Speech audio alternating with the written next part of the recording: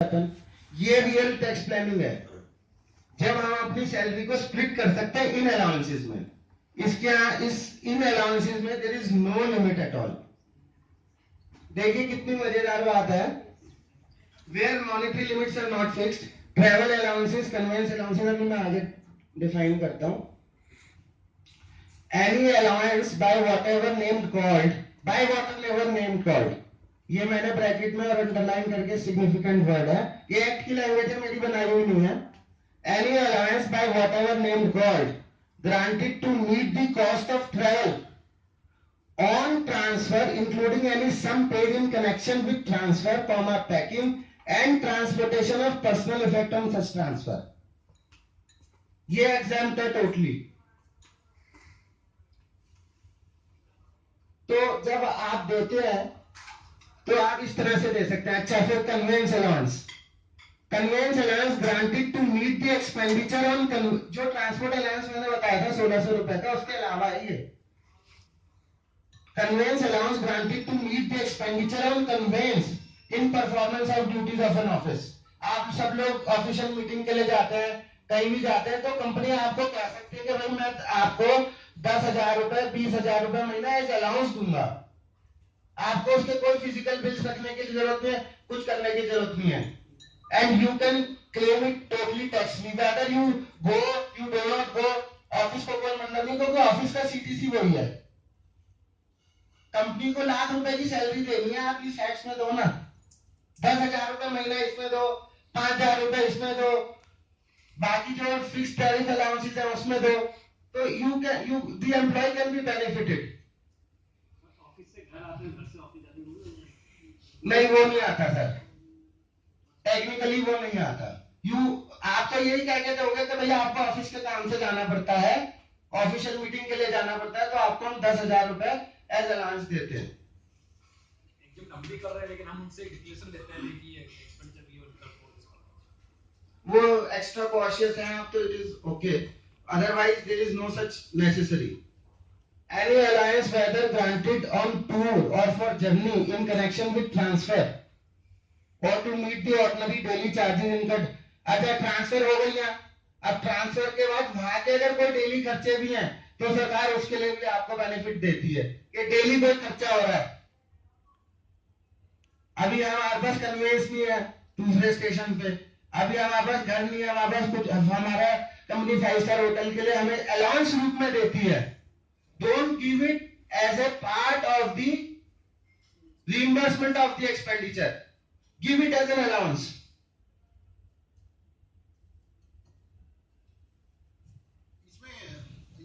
Form 16 में इससे कहीं रेफरेंस आता है? फॉर्म 16 में स्पेशल अलाउंसेस करके दे सकते हैं, तो हम उसको बाद में एग्जामिन कर दें। कोई स्टैंडर्ड फॉर्मेट होगा उसमें। फॉर्म 16 के अंदर अलाउंसेस का सैलरी अलाउंसेस ये सब कॉलम होते हैं, उसमें जो टैक्सेबल होता है उतना टैक्सेबल कर दो, वो डिटेल तो उसके साथ कंप्यूटेशन शीट लगानी पड़ती है। But sir, one thing, if you give conveyance allowance, then can people use official vehicle for official work? Yes. But then you're it's double there. You have to understand one thing कि आपको employ को 1 लाख रुपए salary देनी है, वो उसकी personal चीजें वो कैसे खर्च करे। हमारा काम क्या है, टैक्स मिनिमाइज करना। No, but auditors will object. नहीं, क्यों करेगा वो तो बोलेगा आप उनको कन्वेंस अलाउंस भी देता है और यार वो तो मैं अलाउंस देता ही हूँ ना, मेरे को 1 लाख की सैलरी देनी है, मैं कैसे करके दूं? Auditor can not object.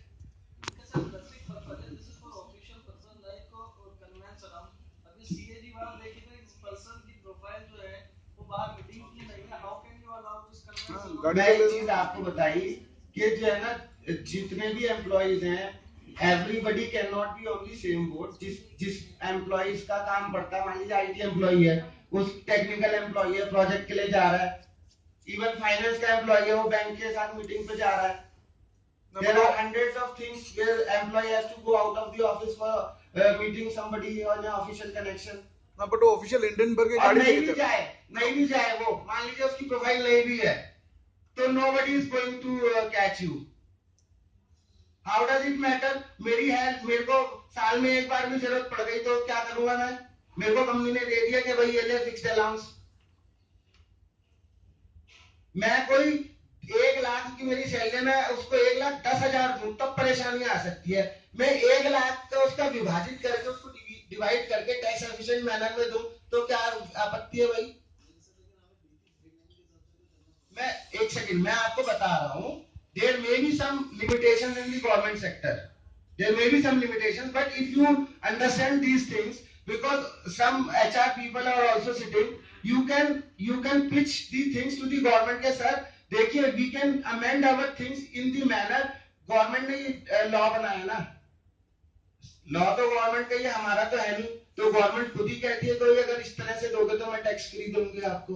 तो आप अपना जो पैकेज है जहां मोल्ड कर सकते हैं you can do it. And suppose चलो if you are today you are a government company, tomorrow you may move into a private company, then you can negotiate with your employer कि भाई मैं इस तरह से लूंगा। And all HR people should be happy because what the motive of HR person is, HR का क्या motive है कि what is the problem, जब एम्प्लॉय छोड़ के जाता है तो क्या प्रॉब्लम आती है कि यार मेरे को वहां 20% की हाइक मिल रही है और मेरा यहाँ इतना ही पैकेज है, तो अगर मैं उसका टैक्स एफिशिएंट पैकेज बना दूं, cost to the company same रखूं और टेक होम अगर उसको ज्यादा मिल जाए और उस कंपनी से भी उसको टेक होम उतना ही मिल रहा है तो वो क्यों जाएगा जबकि पैकेज चाहे उसका वहां ज्यादा हो। तो all things can be made into the mind और हम ऐसा कर सकते हैं with in all your limitations, if you can do something out of this it will be very good for all of you.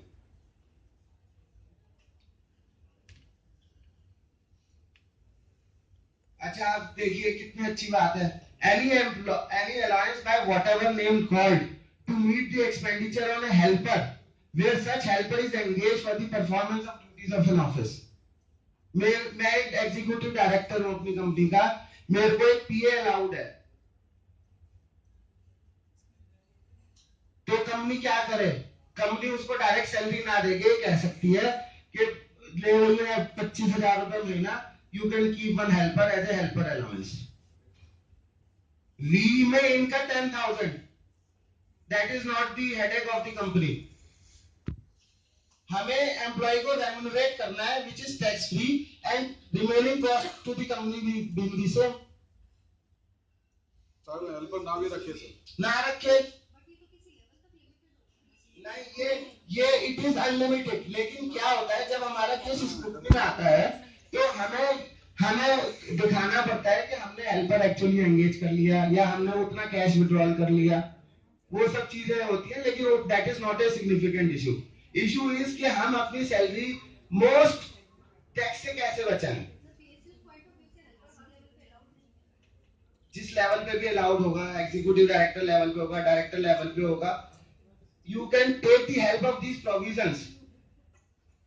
Even एक छोटा आदमी है, मान लीजिए मैं एक आईटी का बंदा हूं और कंपनी ने मेरे को कहा कि भाई एक पियोन रख ले, तेरे को फील्ड में जाना पड़ता है, तेरे को मान लीजिए एक फाइनेंस का बंदा है, कोई बैंकों से जाना है, कोई चेक मंगाना है, कोई चिट्ठी डिलीवर करनी है, 10,000 रुपए महीने का आप पियोन रख लो, I can do it. Company उसको ये नहीं कहेगी कि भाई मैं पहले एम्प्लॉय करूंगा फिर उसको पूरे बेनिफिट दूंगा, आप उसको as a temporary worker you employ, you take 10,000 rupees per month as allowance. Residence में कर लो, क्या दिक्कत है, आप कैसे ही कर लो, और सरकार ये तो नहीं कह रही ना आपके घर पे नहीं होना चाहिए, नहीं होना चाहिए भाई। हेल्पर आप प्रैक्टिकली आप कहते हो मेरे को ऑफिस में भी पानी पिलाता है ये पियोन और घर पे भी मेरे को पिलाता, तो आप वो तो कह ही रहे ना, ऑफिस में अगर आपको 4 गिलास पानी पिला दिया तो it is the official helper, आपका एक चिट्ठी ऑफिस की पहुंचा दी गई तो it is the official helper.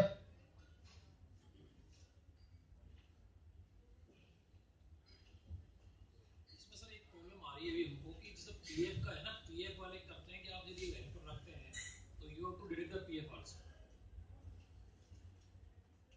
Helper के केस में दिक्कत आ सकती है। Paid as a wages. As a page According to the PF rule, they will be covered as a labor and you have to deduct the. नहीं ये ऐसा है सर, ये आप कंपनी की तरफ से सोच रहे हैं, आप कंपनी से मैं कह रहा हूं सर आप कंपनी को क्यों सोच रहे हैं, आप you are not a company today, अभी यहां जब आप सब लोग बैठे हैं इंडिविजुअल बैठे हैं, मैं कह रहा हूं आप रखिए ना पियोन, कंपनी आपको दे रही है ऑफिशियल पूछ रहे हैं आप इसका you have to ask the proof. Company आपसे कोई प्रूफ नहीं मांग सकती। कंपनी को ये मतलब है कि मेरी चिट्ठी डिलीवर हो रही है कि नहीं हो रही। कंपनी को मतलब है मेरा काम हो रहा है कि नहीं हो रहा। चाहे आप खुद जा रहे हो चिट्ठी डिलीवर करने, मैंने एक आदमी दे दिया कि भाई मैं एक यार पियोन रख लो, जगह जगह जाना पड़ता है।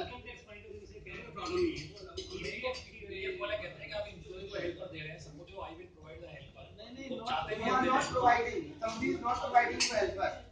You are engaging the helper on your own. And you may engage it on your own also, which is not. It does not matter. Company is saying कि यार तू 10,000 रुपए महीना रख ले, तेरी 1 लाख रुपए महीने की सैलरी, 10,000 रुपए महीना तू हेल्पर कर रहा है, 90,000 तेरी सैलरी, 10,000 रुपए हेल्पर अलाउंस। मैं ये कह रहा हूँ आपको। गाड़ी से ऑफिस तक बैग लेके आना शर्मा जी। शर्मा जी तो अभी क्या हो रहा है, कंपनी कहती है वाह भाई वाह 1 लाख रुपए की सैलरी, सारा का सारा टीडीएस जमा करा दो 30,000 रुपए का। तो उन बेचारों का टैक्स बचा दो ना फिर।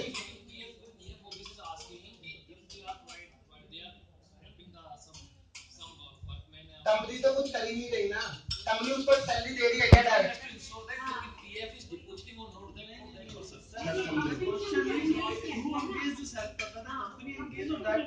मैं वही तो कह रहा हूँ, कंपनी एंगेज ना करे उस हेल्पर को, उस डायरेक्टर को कहो कि यार 30,000 रुपए मैं नहीं दूंगा, तुम 30,000 रुपए का मेरे से अलाउंस ले ले, 30,000 रुपए महीने का मेरे से अलाउंस ले ले।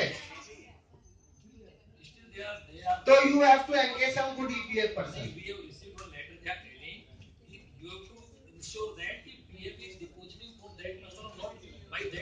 I think Mr. Andrew Agarwal wants to say something. Point here is that the person which you are engaging is not being engaged by the company. These are all tax planning. This is the area of a tax planning. The company is not employing anybody for your help.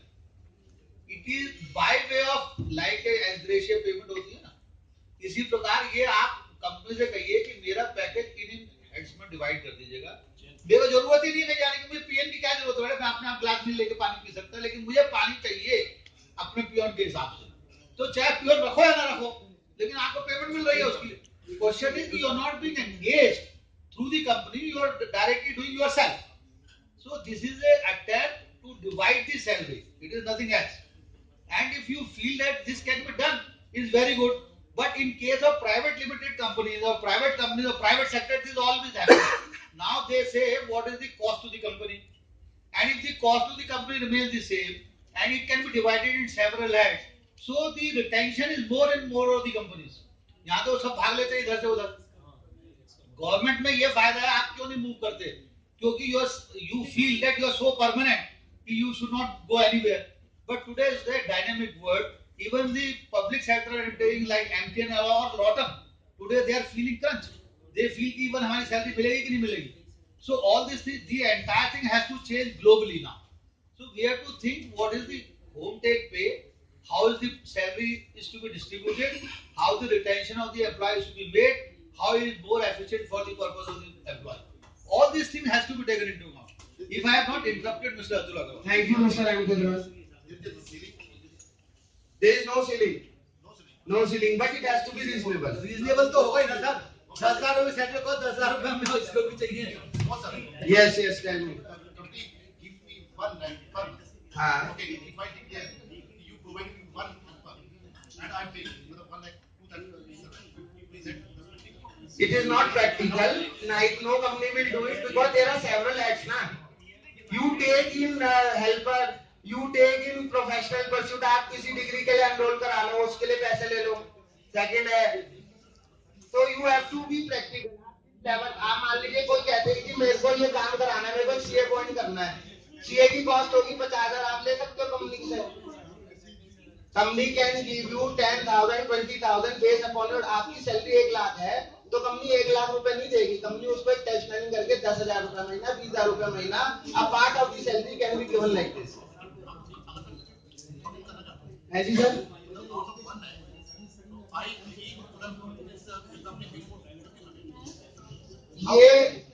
ये कोई 50,000 इस बात के लूंगा, वो possible नहीं है ना। you have to be very reasonable. ऐसा है सर, सुनिए सर, लालच बुरी बला होती है तो हमें रीजनेबली लालच करना है, अनरीजनेबल लालच नहीं करना है। तुम अलग हेड से ले लो ना, अलग अलग हेड से ले लो। तुम्हें हेल्पर में 1 लाख रुपया थोड़ी देना है।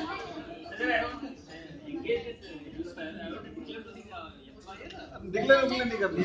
यार एम्प्लॉय को मालूम है ना। No, it is not allowed in India. It has to bring up that policy. It is not allowed in India. सब कुछ फिक्स है। I mean, private companies they give allowances like. मेरे को डर लग रहा है कि हम उसमें ही रह जाएंगे डिस्कशंस में। सारा बेसिक से लिखो। अच्छा, यूनिफॉर्म के लिए भी कंपनी 2000 रुपए 4000 रुपए महीना दे सकती है कि कंपनी ने कहा आपको जो है ना बहुत बढ़िया टाई पहन के आनी है, बहुत बढ़िया जो है ना शर्ट पहन के आनी है, व्हाइट शर्ट चमकती हुई, बहुत बढ़िया सूट पहन के आना है, तो कंपनी आपको जो है ना यूनिफॉर्म अलाउंस भी दे सकती है। Sir, one basic question. हाँ जी sir, tell me. We are all working in a government company where it is very rigid, where they say that your allowances should not be more than 50% of your basics. Okay. So all these allowances which you are mentioning are within this 50% or other than the 50%? Is it 50%? नहीं, government को कोई मतलब नहीं, government 90% तक भी जा सकती है, लेकिन जब आपको पीएसयू ने कह दिया 50 से ज्यादा नहीं हो सकते तो 50% तक तो लो इस तरह से। No, वो तो ले रखा ना सर, उधर तो लेता ही है। तो कुछ चीजें जहाँ आप हेड का नोमेनक्लेचर चेंज कर सकते हो वो कर सकते हो। मान लीजिए किसी को कह दो यार यूनिफॉर्म के लिए दे देना, if you can change the name of the head. आप एक काम करो, आप ये कह दो कि स्पेशल अलाउंस दे रहा हूँ मैं, तो भी मैं आपका सबका टैक्स फ्री करा दूंगा। नहीं, चाहे 10% ही हो, आप उसको कंपनी को कहो यार स्पेशल अलाउंस लिख के दे दो बस। Sir, हम कहेंगे कि ये स्पेशल अलाउंस इस चीज के लिए मिला। Sir, one small thing, sir. Actually, speaking in all these things is simply wasting our time. हाँ जी। You just tell us 50% में what we can take without paying tax. These are all things.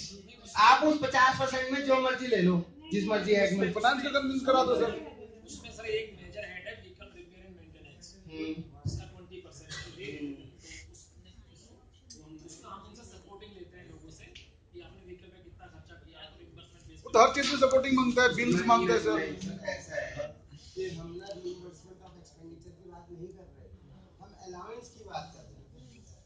उसमें allowance word नहीं है, लेकिन अगर आप वो करेंगे ना, वो आप उसको रिइंबर्समेंट दे रहे हैं तो वो तो परक्यूजिट है। वो आप जब उससे बिल मांग रहे तो क्या है, तो बिल के मांग रहे तो क्या है, वो तो परक्यूजिट दे दिया। गवर्नमेंट ने 50% of the perquisites, this 50% perquisite they are identified, vehicle repair and maintenance, children education allowance, हां नॉर्मल जो नोट है अलाउंस, दिस इज नोट है अलाउंस। लेकिन ये जो अपने बुक्स में टिक कर रहे हैं उसमें एक्सपेंडिचर में रिइंबर्समेंट लिखा होगा डीबी, लेकिन जो ये फीड कर रहे हैं उसमें रिइंबर्समेंट कर रहे हैं, रिइंबर्समेंट के बिल्स देके अगर रिइंबर्समेंट करते हैं ना तो वो टैक्सेबल है परक्यूजिट, क्योंकि गाड़ी मेरी है, खर्चा मैं कर रहा हूँ और कंपनी से मैं रिइंबर्स कर रहा हूँ, तो क्या है, मैं अपना पर्सनल खर्चा कंपनी से रिइंबर्स करा रहा हूँ ना।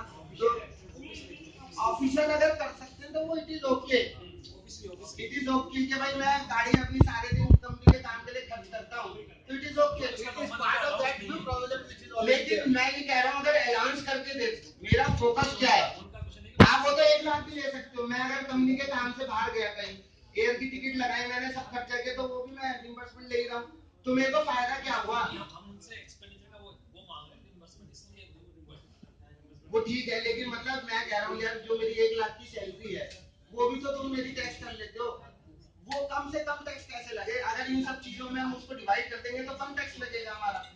Sir, but these things cannot. 1 lakh ही देना है। Sir, these things cannot be done because of specified है sir. मैं समझ गया, लेकिन जब आप अगर कभी पब्लिक सेक्टर में जाएं तो प्राइवेट सेक्टर में जाएं तो कर लीजिएगा। अच्छा। और अभी आगे बहुत सारी चीजें आएंगी जो कंफ्यूजन होती है, जिनमें आप मैनिपुलेट कर सकते हैं। So that is the things you should get. Government sector में क्या मैनिपुलेट कर सकते हैं सर? हाँ मैं बता रहा हूँ, अभी आप चलिए, और काफी सारी चीजें मैं ऑफिशियली नहीं बता सकता यहाँ, वो पर्सनली पूछ लीजिएगा मुझसे। माइनर चाइल्ड की जो इनकम होती है वो हमारे में जुड़ जाती है, तो सरकार कहती है मात्र 1500 रुपए की छूट ले लो।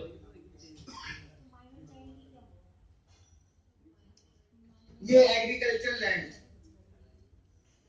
कोई बता सकते हैं एग्रीकल्चर लैंड क्या होती है, कैसे होता है, क्या होता है? बताइए मैम।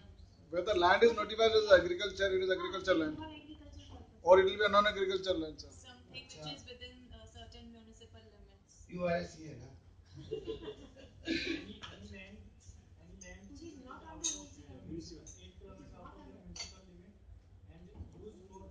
Agriculture purpose. तो क्या है कि अब हमारे को सरकार ने एक छूट दी हुई है कि कुछ लैंड जो विद इन म्यूनिसिपल लिमिट है और वो एग्रीकल्चर हम उसके ऊपर कर रहे हैं, जिसको हम कहते हैं अर्बन लैंड, वो अर्बन लैंड पे भी सरकार हमें कैपिटल गेन्स की छूट देती है। तो एक ये प्रोविजन है जो कई लोगों को नहीं पता है, तो मैंने इसलिए यहाँ लिख दिया है।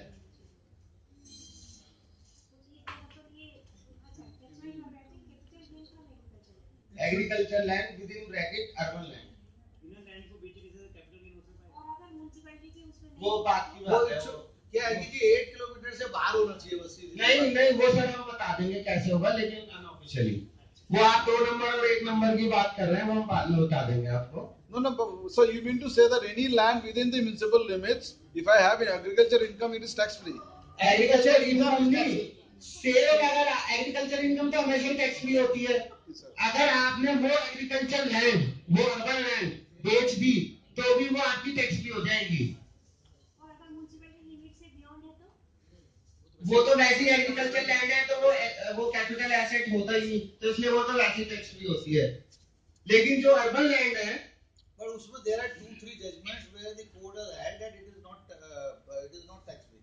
There are 2 judgments there. maybe, but as literally as law says that if it is a urban land and we are doing agriculture on it, it is tax free.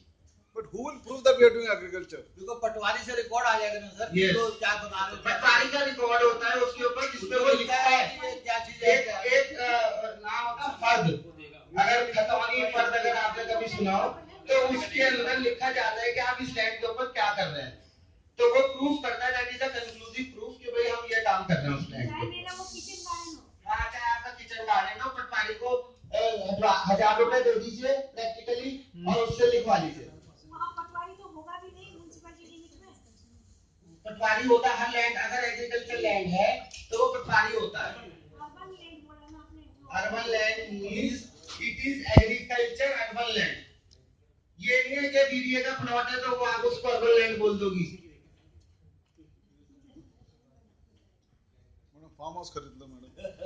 Farm house, yes. खरीदो मैं आती हूँ। Farm house खरीद लो। छतरपुर में अगर मेरा farm house है तो that is agriculture land, Totally tax free. But farm house. if you are doing farming and you can prove that I am doing farming and if these conditions are satisfied, let's look at the second condition. इसमें एक आप एक चीज बताइए, इसमें जो for in case of sale of That agriculture in case of sale of this agriculture land, so that the income is tax free. Yes. Okay, if I deposit that amount, the entire amount in any of the bank account, and that bank is giving me interest. That's taxable. वो तो taxable होगा, वो तो different हो गया ना sir. जो capital gains की बात है, 100 रुपए की चीज खरीदी, 500 रुपए की बेच दी तो 400 रुपए मेरा टैक्स फ्री है। 500 रुपए मैंने बैंक में डिपॉजिट कर दिया, 5 रुपए का ब्याज आ रहा है, वो टैक्सेबल है। बैंक आज में एक प्रैक्टिकल चीज बता रहा हूँ जी, ये कुछ एक बैंक मतलब वो चार्ज कर रहे हैं। मेरे को सर कोई आइडिया नहीं इसका। कभी कोई कर रहे हो तो बताइएगा, देखते हैं, सोचते हैं उसकी भी कोई टैक्स प्लानिंग करेंगे। Such land was used for agriculture purpose by individual actual their parents or preceding 2 years before the date of transfer. 2 साल के लिए डेट ऑफ ट्रांसफर से पहले 2 साल के लिए should have been used for the agriculture purpose. Such land is compulsorily acquired under any law or a transfer. The consideration of which is determined. आप सब कह रहे हैं ना, कंपल्सरी एक्विजिशन अगर होती है तब ये एग्जेम्प्ट होगा, not otherwise. If you sell this land by your own will, this is not taxable.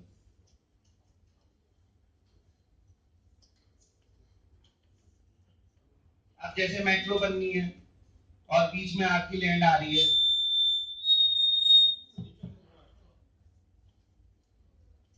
Metro बननी है और अगर बीच में लैंड आ रही है और सरकार आपसे लैंड ले लेती है तो that is tax free. Leave travel concession ये एक बड़ा इंपॉर्टेंट है, सब लोगों के लीव ट्रैवल कंसेशन होते हैं, तो आप सब लोग जानते ही होंगे इसको, शायद मेरे को बताने की जरूरत नहीं है कि ब्लॉक पीरियड ऑफ 4 इयर्स का होता है। ब्लॉक जो है ना 1986 से चालू हुआ है, available for 2 journeys in a block period of 4 calendar year starting from 1986। अच्छा, इसमें एक इम्पोर्टेंट चीज है कि अगर दो जर्नी आपने करनी थी 4 साल में और एक जर्नी बाई चांस आप नहीं कर पाए तो एक जर्नी नेक्स्ट ब्लॉक के फर्स्ट ईयर में आप ले सकते हैं, which will be tax free. Yes sir, no, ये डिटरमाइन करेगा सरकार ने, 1986 से 4 साल काउंट होंगे।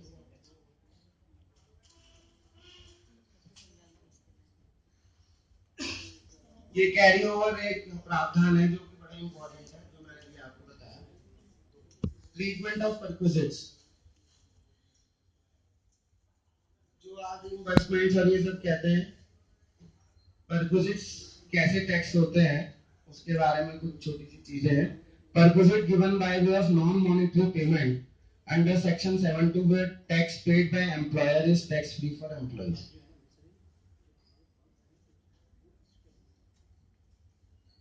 मेडिकल फैसिलिटी, तो हम अपने एम्प्लॉइज को इस तरह से परक्विजिट भी दे सकते हैं जो कि टैक्स फ्री होगी।